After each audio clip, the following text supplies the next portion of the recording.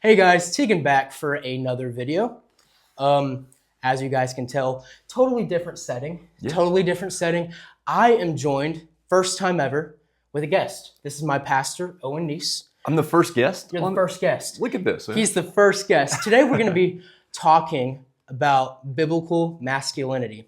I chose this topic because I feel like it's something that's always under attack from both directions in the culture. So I feel like it would be very fruitful.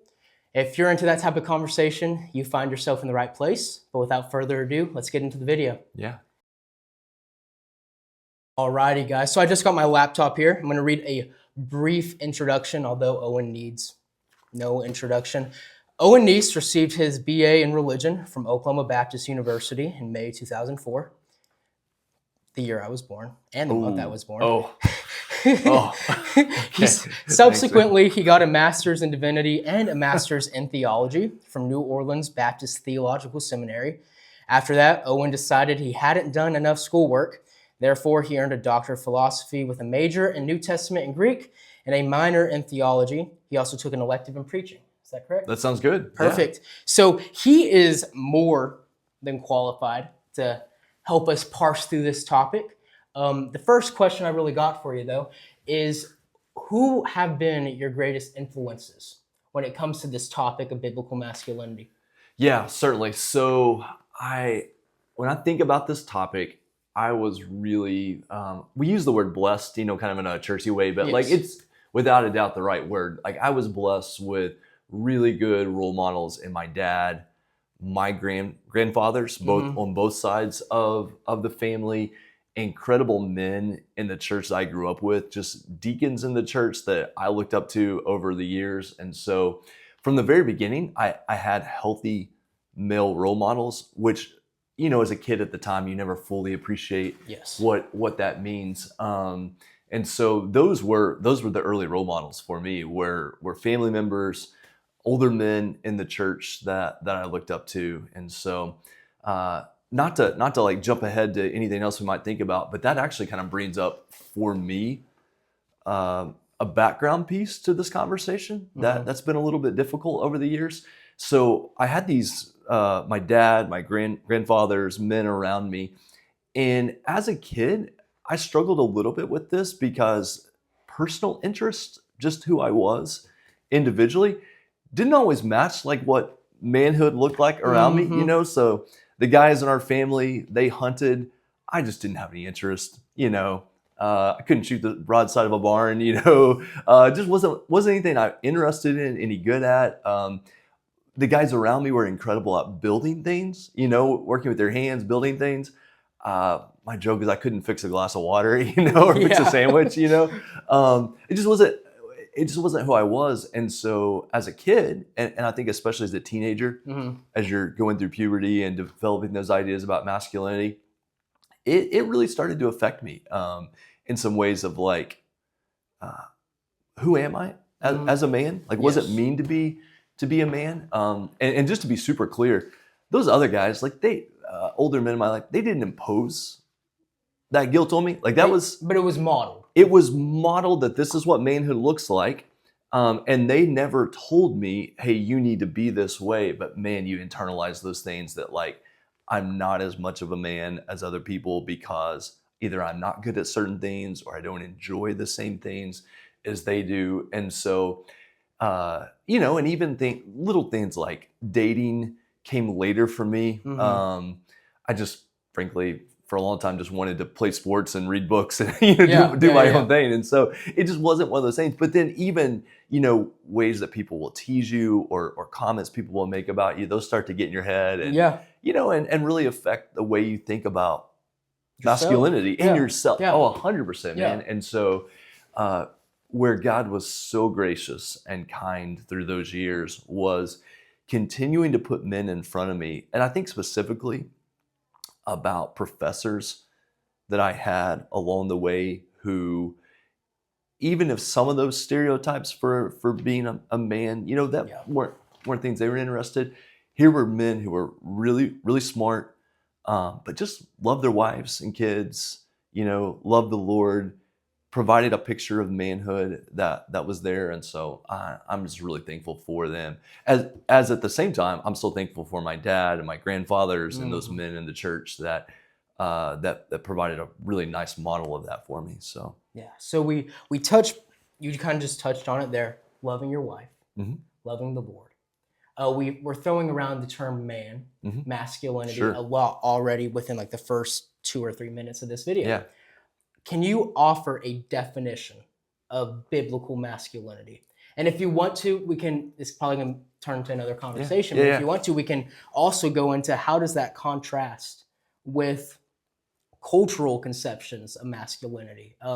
You look on social media, Sure. and it's going to be this ripped dude next to a bunch of sports cars and supermodels, Yeah. claiming that is masculinity. Sure. So let's sure. contrast biblical masculinity with what the culture has to offer. Yeah. Oh man. Yeah. That's the $1 million question for sure. So, defining biblical masculinity. Let's start there. I've been helped.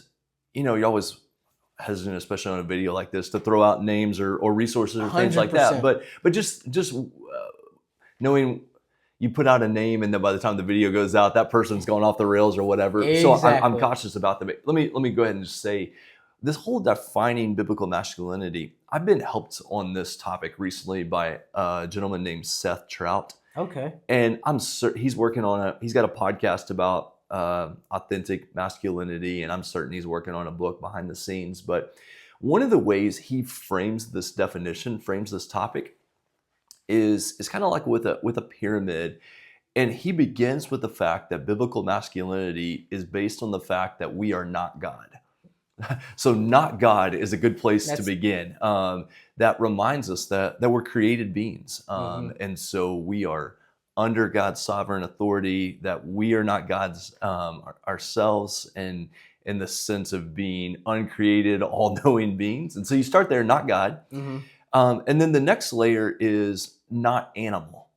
So we are humans made in the image of God. And so we're not driven by animalistic desires. We have such a thing as self-control. We are created in the image of God to show his image in the world, to display that, live that out. And so when you start to get into some of the cultural versions of masculinity, some of that is just borderline animalistic behavior. Exactly.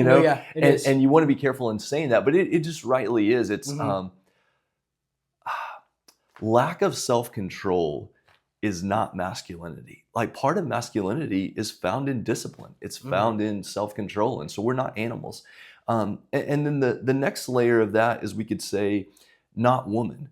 And we don't say that in any sort of demeaning way, but just in a distinguishing way, that to be a man is, I'm not God, I'm not an animal, but at the same time, I'm not a woman. That God has created me as a man for a very particular role, and what that looks like. And so I think you can ground so much of that in that Genesis 2:15 to 18 passage there.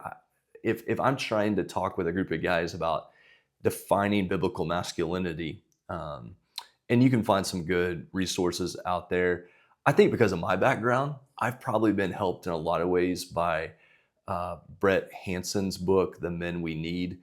Not everybody's cup of tea, but I think he does such a good job in defining this, that men need a garden to cultivate, a place of responsibility, whereas they cultivate that, it's good for the people around them. So Genesis 2:15 to 18 is where I like to define biblical masculinity, that we have a purpose there, to cultivate and tend this garden for the flourishing of others. God gives the man instructions for holiness, that there are trees here you're not supposed to eat of. Like, there are boundaries and limits to your behavior. And so biblical masculinity is a picture of flourishing. It's a picture of holiness. And then that very next verse, in verse 18, right after God frames that out with "don't eat of this tree," then he prepares this helper, for the man. And so, at the risk of getting bullet point preachy here, go for it. You find flourishing, and you're placed in this garden, to tend and cultivate it. You're given limits, guidance for your behavior. So there's holiness, flourishing, holiness, and then that last piece is partnership. That you're alongside, that God's created a helper, that man's not to be individualistic, Yes. self-serving, which I think, again, you find in culture so often. Mhm. So let's call it flourishing, holy partnership. Like those three ideas, I think we could probably, play around with those and get to a pretty good definition for masculinity at that point. And then, your other question was like, how does that contrast Yes. with the world's view of masculinity? So I think the world's view of masculinity so often is self-serving, as opposed to serving others. I'm my own God, as opposed to I live under a God who is all holy, all powerful, just in all ways, good in all ways. And so seeing myself under his sovereign authority is really important. Seeing myself alongside women, not over, not under, but alongside, I think is really important. And the idea that I want to serve, and let's say one more thing about that in comparison to culture, that it is okay to say like men have value and purpose, and so my life is not without purpose. My life is not without value. I don't have to live ashamed to be a man. I don't have to live embarrassed by that. Now, I can be embarrassed by some examples of that, but in terms of being created as a man, there's value and purpose in that. And I think that contrasts with sometimes what you see in culture. And for a cultural moment right now, kind of to what you were saying, if you caught any of a lot of my people follow me, only like 5 dudes and they're all my friends. Yeah, that's but, okay. Yeah. Big fans of Charlie Kirk. Oh, sure. Erica Kirk gave a speech at his memorial service, and to that effect, she was talking about the role of a husband and the role of a wife. Yeah. And she was speaking directly to young men, and she was like, pursue marriage. Marriage is a good thing. Yeah. And then, but she also cautioned that your wife is not your employee. She's not your slave. You guys are each other's helper. Yeah. And that, I feel like, it's just a beautiful representation of marriage in the contemporary context. For the longest time, we've been told marriage is this oppressive institution. We've been told that in order for a woman to have value, she needs to push marriage off and she needs to pursue the workforce. That leads me into my next question: is how does biblical masculinity present itself in a marriage? Sure. How is it? And which is kind of ironic because we are shooting this in Owen's office, and a little over a year ago, I found myself in Owen's office. That's right. Yeah. And we were doing premarital counseling. That's right. Yeah. And now me and my wife were coming up on our 1-year anniversary. So awesome. So we're going to kind of go over those topics. Yeah. I think the good thing on biblical masculinity is we can begin with the fact that you don't have to be married to be a man of God. Yes. Jesus and Paul Exactly. strike us as very clear examples, and then we could run down the list of that. And so part of the value of marriage is marriage does not have to do for me or fulfill for me something that's not already present there in being a man of God. And so I can come into marriage as a full man of God, not needing my wife to provide for me something that she's not supposed to provide for me, that she can't provide for me. And so part of coming into a marriage as a man is just be a man. Like, come in, like standing on your own 2 feet. Yes. Yeah, come in with like, she doesn't need to be your mom. She doesn't, like you said, she's not your slave, and she sure doesn't need to be your God. She doesn't fulfill for you what God himself is able to fulfill. And so at the same time, it's really neat to see among young men, it's kind of funny. In our culture, if you want to be rebellious, get married, have kids, have a job, work really hard at your job, raise your family, like that's really rebellious now, which is kind of a fun place to be, a good place to be in culture. I think biblical masculinity, when I think about that in the context of marriage, if I'm doing well as a man, my wife and kids should flourish.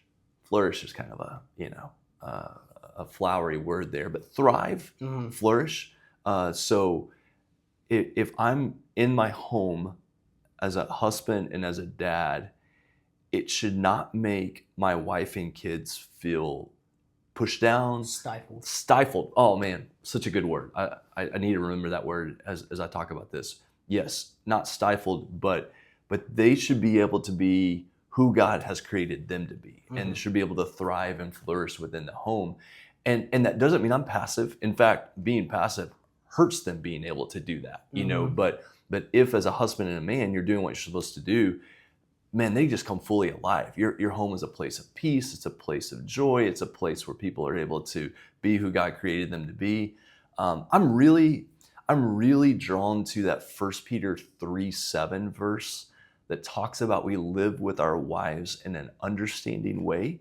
And certainly you get the controversial phrase there about her being a weaker vessel, which controversial only in the way we make it controversial. Like exactly, like our wives do find themselves in a weaker state, not because they're less than, not because they're in any way less valuable, and certainly not less smart. It's just a physical reality. It's a physical reality. And what I've learned through marriage, it is also a social reality. Yes. My wife perceives things in a public cultural setting that frankly I'm just not going to perceive. And so I've had to learn, this is part of learning to grow as a man. I've had to learn like where I walk on the sidewalk when she's with me, that matters a lot to her, that she feels safe in that situation. Or I don't think twice walking through a parking lot, you know, as a man. Even if it's pitch black outside. And that's a really honestly scary situation for a woman. And it shouldn't be. We wish it wasn't, but it is. And so if I live with her in an understanding way, I'm never demeaning or making fun of or speaking down to the fact that she feels vulnerable in those situations. Like I understand that she's in that situation and I'm going to protect her, value her. And then God's very clear at the end of that verse, if you don't do that, it affects your prayers. Yeah. You know, we live with our wife in an understanding way. I want to know who she is, who God's made her to be.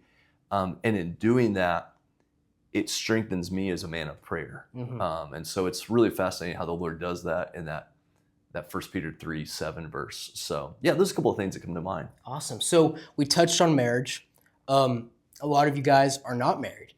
So what traits would you say a young man, you could even go into the spiritual disciplines, needs to start cultivating within himself to make himself marriageable? Oh yeah. I think, let me think carefully about this. Because I have kids, you know, who are coming through this, and so it's a really good question to think about. What am I looking for with my daughters? Looking for men with my son, who he would be for someone. I want to begin with the word humility. As long as we don't understand humility again in like a passive, weak sense, but like I'm really worried about a push among young men toward a type of pride and arrogance that just isn't loving. Yeah. And so very hard. We could all benefit from going back to the 1 Corinthians 13 definition of love and not being, you know, embarrassed by that. You know, that love is patient and kind, that love is not arrogant or rude. Love doesn't insist on its own way. Love is not irritable or resentful.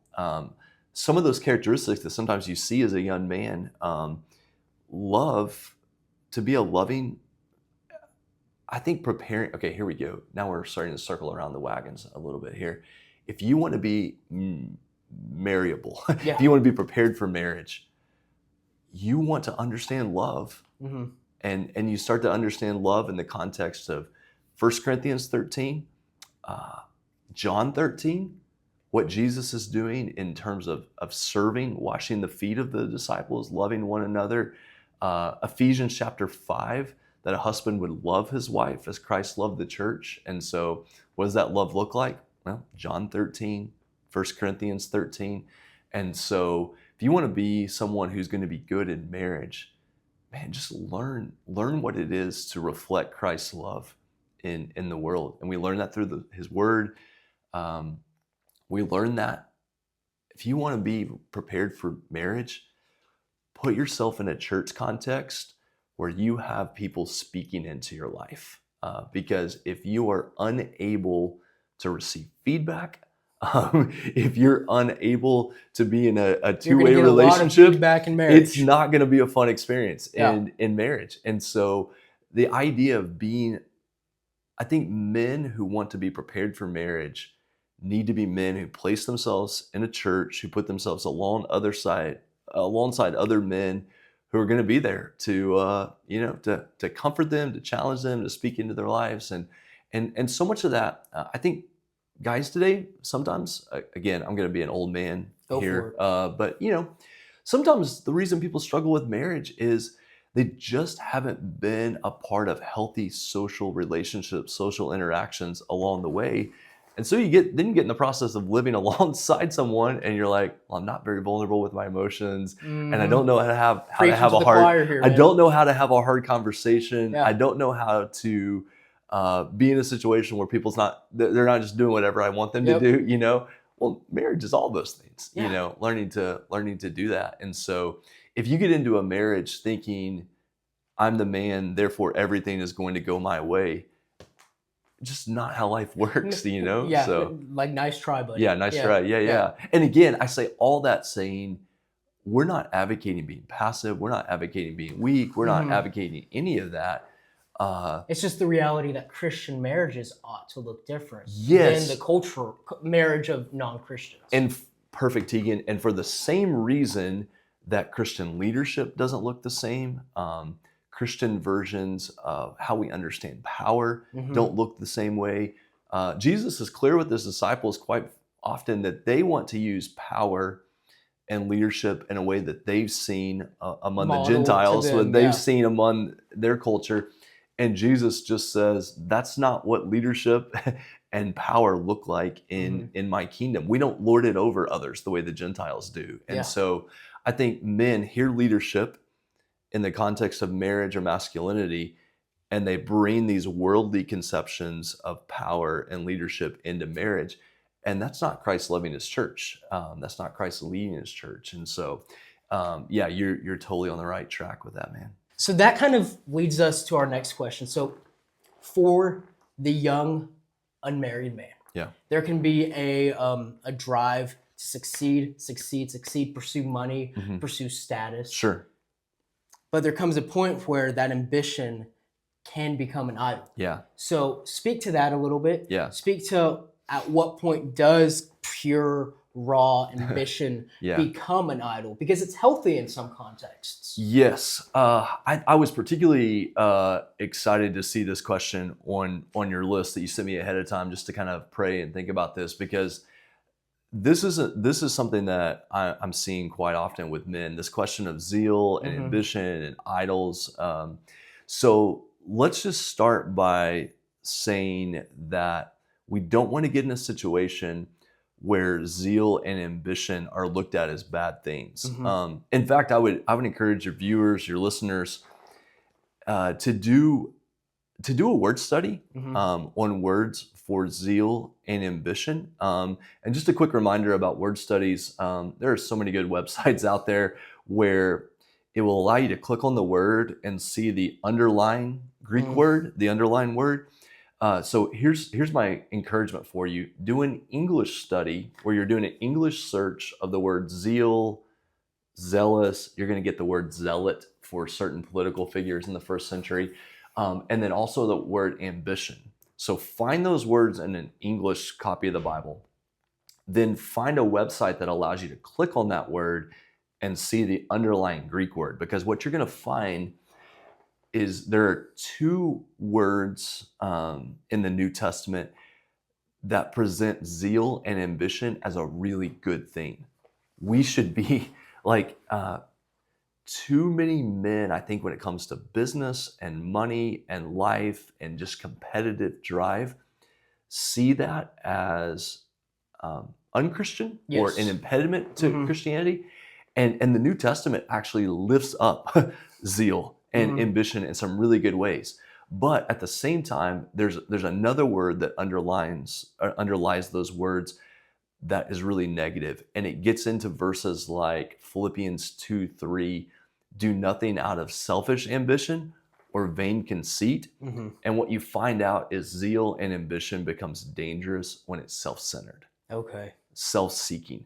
And that gets you right back to your idol question, because those idols that we develop, we know ultimately are starting in here. They are. Idols of the heart. Mhm.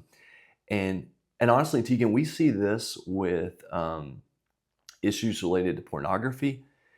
We see this with issues related to drunkenness, gambling. Throughout some of those male, not just male. I mean, ladies struggle with these as well, but particularly male struggles. Um, what we want to realize is most often it's not a pornography problem, drinking problem, gambling problem. There's something underlying Mhm. that you're using those things to deal with a As like a deeper. form of soul They're medication almost. medications, yeah. Yeah. They're things that you're striving after, seeking after, because you're trying to heal or numb or deal with something underneath. And as men, man, we struggle to get to that layer, you know. Mhm. So I'm completely underdressed for this I interview, was but gonna bring it up. I'm wearing my Hope is Alive shirt, you know, and so Yeah. watching these guys with Hope is Alive confront addictions, confront codependency, confront unwillingness to deal with those deep problems in our lives, and guys who are going through the Hope is Alive problem are realizing, okay, I had a drinking problem, I had a gambling problem, I had an addiction problem, but what I really had was this deeper underlying idol that was driving all those things. And so Mhm. I think for men, and I just want to say, again, old man comment here, but for younger men, you should have some zeal. Yeah. Like, Yeah. please, like, we're begging you, like, have ambition for work. As a young man, really, I mean, honestly, up through your 40s at least, you should be working a lot of hours. Mhm. Like, you should be working hard. Like that. That's part of those younger years of your life. Is you should be doing those things. What you're watching for is when that becomes self-centered. Mhm. Um, what you're watching for is when that zeal and ambition takes away from God's glory, when Leads to your own pride. leads to your own pride, when you no longer experience joy Mhm. in that zeal, in that ambition. That's a warning flag. When that zeal and ambition hurts others, it's not good for others. It's running over top of others in that pursuit. That's dangerous. But man, I was so glad to see your question on here, because I think we just, for biblical masculinity, we want to lift up zeal and ambition, Mhm. as those can be really good, godly things that honor the Lord if we pursue them in the right way and for the right Yeah. reasons. So, Yeah. And that yeah. kind of gives us a perfect segue into the next question. Okay. Because we see within the cultural context and within the church as well, men fall. Sure. Men fall victim to sexual sin. Men fall victim to financial impropriety Yep. and to just poor character in Mhm. general. Yeah. How are we to understand, especially when some of these men that do fall have advocated for forms or conceptions of masculinity Mhm. or biblical masculinity? Yeah. How Yeah. do we reason with their falling? Yeah. How are we to make sense of that? Sure. Small question, No. tiny But question. really, no, but really important, really important. And I get your heart behind it. The first one is just with a really deep sense of sadness and humility. Mhm. Like, not, and you're not in any way saying this, but not not celebrating that, or you're just broken when you see those situations, and broken in a humble way where we would never pridefully say, "Oh, that would never happen to me," or Mhm. like, "I'm above that." I mean, that's just a really dangerous place to get to. I think you see these guys fall, and it's worth asking the questions that we'll probably never be able to answer fully, but like, what was behind that? Yeah. Very rarely did that fall happen in a day. Mhm. You know, that built up over time, and we don't Sometimes know. decades. Largely, Yeah. almost certainly Yeah. decades. And so we learn so much from the story of David, Mhm. and Bathsheba there, Why in the wasn't David at season, war?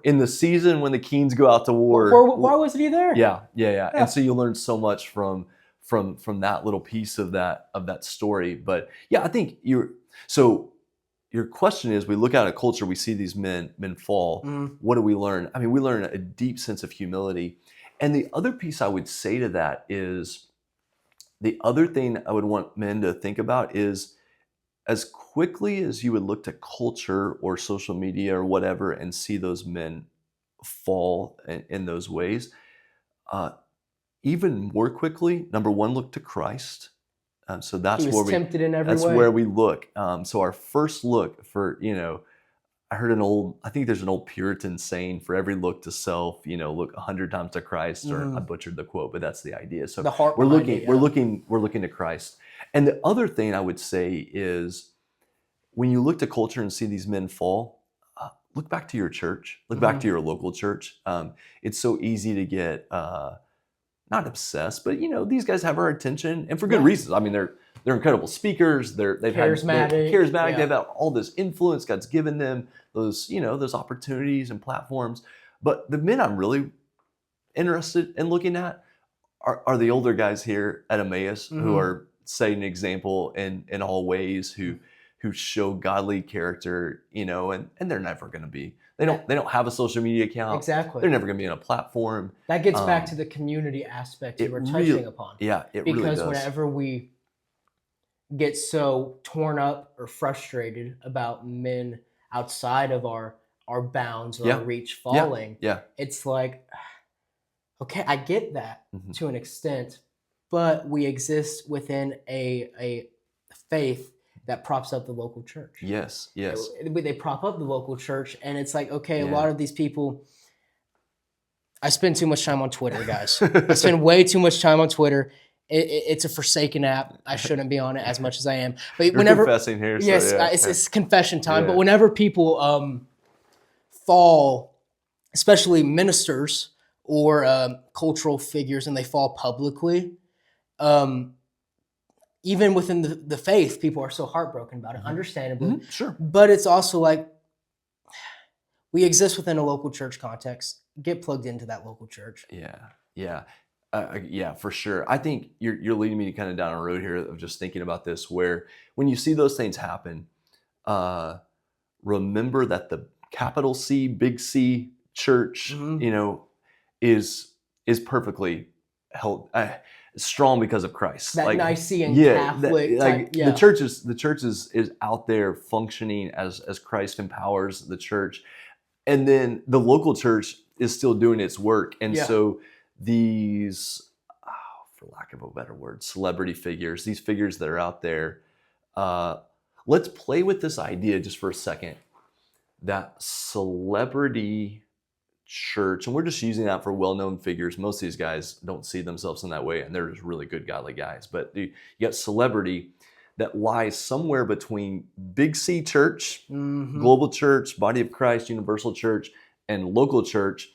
And social media celebrity just kind of lives in this weird in-between world Gray that's real zone type, dangerous. Yeah, yeah. really dangerous. And sometimes you find out after these guys have fallen that their connection with their local church was really weak, Mhm. and that's oftentimes behind this. And so, uh, in your social media question, there's one of the things I think about on that is, if a young guy is uh, working hard, and I mean, honestly, that's starting out, that's going to be 40, 50, 60 hours a week. Like, you're working hard, you're taking care of your body physically, you're working out, you're sleeping the amount that you should be sleeping, you're building social relationships, friendships, you're actively involved in your local church, doing things in the community. You're either married, or maybe you're pursuing a woman in dating. If you're doing those things, honestly, you should have very little time left to spend much time out doing other things. And I'm not saying that because of your involvement in Twitter. I'm just saying, for guys, sometimes if we're just doing the things that God has called us to do, it limits the amount of time we can get sucked into these, side areas that get us Yep. twisted off in the wrong direction. So, uh, just an old like Bill Belichick, Nick Saban. Just do your job. Exactly. Like, just Yeah. do what God's put in front of you. Mhm. And He has a way of taking care of a lot of these things. So we exist within a culture that, from both sides, masculinity is toxic or embrace this extreme machismo Yeah. form of masculinity. And along with that comes peer pressure for young men to conform to these certain ideals of masculinity that are outside of the bounds of Scripture. Yeah. So, what advice would you have for young men who feel like this kind of goes back to my Twitter obsession, guys? It goes back to they hear all these voices speaking into what is masculinity. Yeah. So, how would they combat the peer pressure that comes along with that? Yeah, I think so much of life just comes down to who we listen to, who those influences are. And so if I had guys coming to me saying, man, I'm getting all this peer pressure about being a man and what that looks like, honestly, probably my first question back would be like, who are your peers? Do you need different peers? Like that might, now granted, peers in the sense of just like a shared stage of life, you are going to get those influences in other ways. Okay, so this, man, I'm glad you brought this up. This leads into a topic for masculinity that we need to probably address.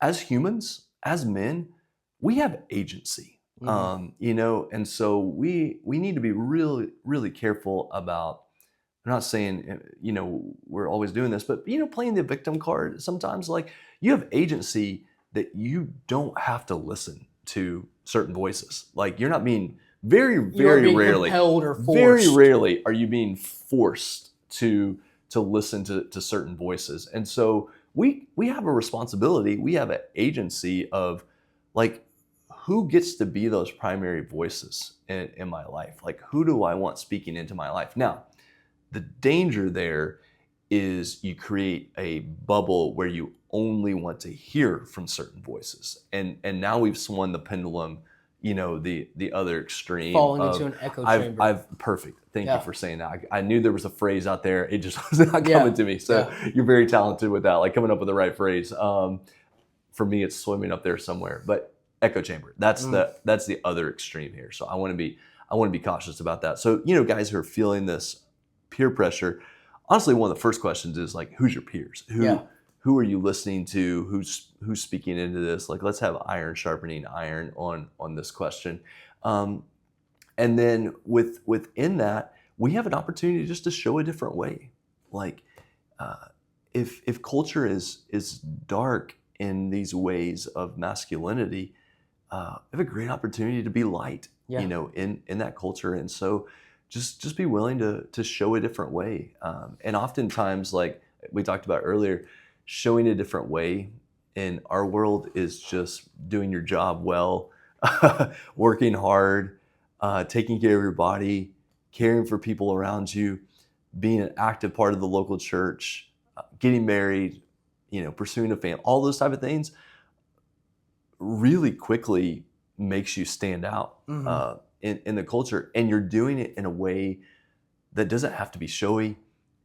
It's not abrasive. It's just like, no, I want to live this life that God's what it looks like. Put in front of me. Yeah. And I want to go do that. And very quickly, your peers are seeing a different picture, of what that looks like. And honestly, I think for guys listening, don't miss that same picture of masculinity can be shown if you are a lifelong single man, or if you're in a season of singleness or you're called to singleness. That same picture of masculinity, you have an opportunity to show that in a world. Doesn't make them any less of a man. Oh my word. Yeah. And I think about some men in my life I've known who lifelong singles, and man, just love the Lord, love others, love the church, faithful in their jobs. And that's a really powerful picture in our world. And so there's a book on the whole toxic masculinity conversation. Man, that goes all over the place. But there's a book by Nancy Pearcey that I think is probably one of the better resources. One of my favorite follows on Twitter. Yeah. I love her content. I think her book on toxic masculinity she really gets to the heart, and her distinction, that's not hers, but she's developing this distinction between a real man and a good man, and Mm-hmm. people hear a real man and all these cultural stereotypes come to mind, and they hear the phrase good man and they fill in that with all of the right words. Mm-hmm. And her question that she gets out there is, why do we draw this wedge between real men and good men? Like, shouldn't those two be brought together? And we would say that in Christ they are. Mm-hmm. To be a real man is to be a good man, as defined by God's goodness, shown in Christ, made possible by the Holy Spirit, demonstrated in the church. And so that's where we're going. So I think her resource there is, Amazing. you're talking about that already. So amazing. So as a pastor of a local church, you kind of have your thumb on the pulse point of young men. Sure. In masculinity. You run into a bunch of young men with varying ideas, varying concepts. How are you overall feeling about the state of masculinity within America at large, Sure. but more specifically within the visible church? Yes. Cautiously optimistic is how I would say. Like, probably more optimistic than I've been in a long time, where you have some of these conversations that are bubbling to the surface. You have young men, I see in their lives a desire for spiritual things, a desire for the church, that I think is really, really healthy.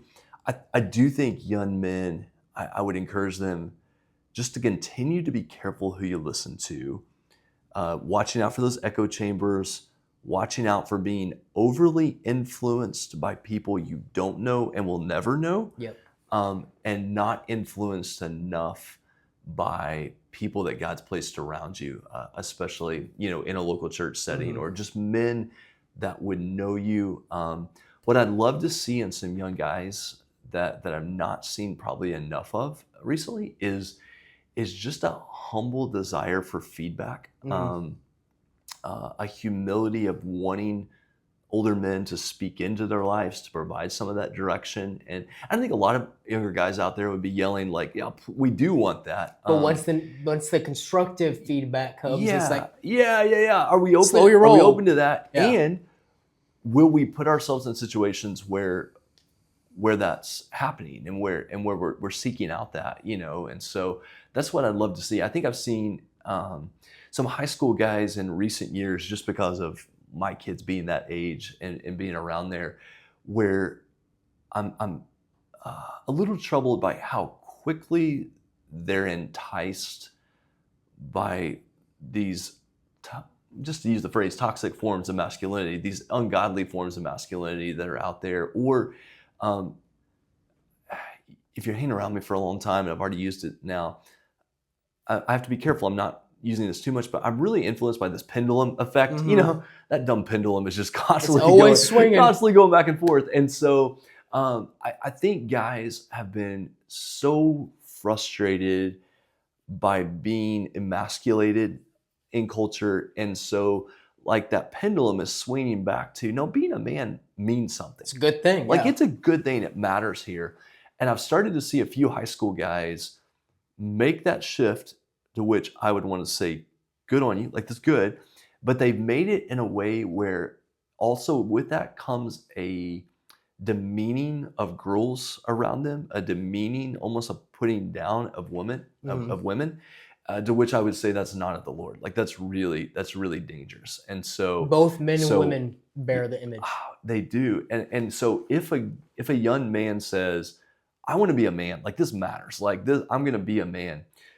Be a man in such a way that the women around you are like thriving in life. Like, it is good for them that you are in their lives, because they are valued, they're protected, they don't feel threatened, they don't feel silenced or put down. And so I think if there's a frustration I have with younger men, it's been this pull to manhood has come with it an unnecessary corollary of, therefore I speak down to women, or I put them down, and I just don't see those two things going together. But to circle back around, the fact that you're doing this, Tegan, and like what I see in your life, what I've seen in even just recent weeks from men, like it's really encouraging. And now the challenge is if we use revival language or renewal language, or we use this manhood language, and we start to go down that road, remembering that kind of language, that kind of call to masculinity is a generational project. And so what we're seeing right now in our culture and in the church with this reemergence of masculinity and hopefully biblical masculinity, as you're helping to promote, the fruit of that honestly is 50 years from now. Generations that are It's the whole influenced by concept of that. planting a tree that That's you'll what- never be able to sit under its shade. That's right. And biblical masculinity honestly should do that so well. Like I bet if we did this conversation again, or a part 2, or you played with that idea, you start to see biblical masculinity is a lot of what you're talking about. And we could say all these things are happening because Jesus is on, his return is imminent, and we should live with that imminence. And at the same time, imminence of the Lord's return says until he does return, we're going to steward this time, what we have, and we're going to plant trees. We're going to build houses. We're going to have families. We're going to do these Create things. colleges and hospitals. Because we're doing this work, anticipating new creation life, new creation world upon the Lord's return, not sitting around being passive, And so I think you're absolutely on the right track with that. I just encourage you and guys who are listening, man, keep pursuing that. We might even be able to kind of land the plane a little bit with this idea that worldly masculinity is just so here and now, immediate gratification. Biblical masculinity thinks eternity, thinks generationally in a way that worldly masculinity doesn't. And so kind of wrapping around to where this started, that may be the clearest difference, between the two. So, and that's a beautiful ending point. I am going to touch upon something real fast because Owen talked about the imminent return of Christ. If you guys didn't catch last week's video about the rapture craze, I'm 21 years old, and I think I've survived about 15 raptures by now. So go check that out. Do you have any last words or anything like that? No, just thankful for you, Tegan, God's work in your life, and these men and women who are watching. Just continue to look to Christ and live out that life that God's put in front of you. So, well, thank you guys for coming to join us with this conversation. If you haven't, do all the fancy YouTube stuff. I feel like a beggar on a street corner. Like, subscribe. All that stuff. Like, do subscribe, it for comment. This guy here. All of this stuff that makes me feel like a beggar. But yeah, I will see you guys next week. Same time, same day. So yeah, God bless.